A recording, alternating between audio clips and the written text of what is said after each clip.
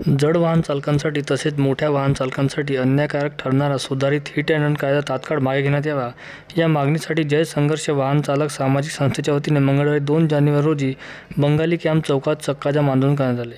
नुकत्याच संसदेत जुन्या हिट अँड रन कायद्यात बदल करून सुधारित कायदा पारित करण्यात आला आहे. या कायद्यात कठोर तरतुदी करण्यात आल्या असून वाहन चालकांसाठी अन्यायकारक आहे.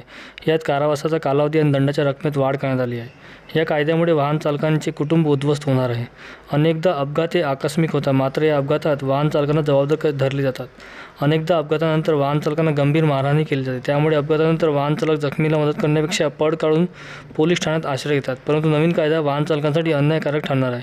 त्यामुळे हा कायदा रद्द करण्यात यावा, या मागणीसाठी मंगळवार 2 जानेवारीला बंगाली कॅम्प चौकात चक्काजाम आंदोलन करण्यात आले. सकाळी 11 वाजता बंगाली कॅम्प चौकात असंख्य वाहन चालक संघटनेचे सदस्य व पदाधिकारी एकत्र आले.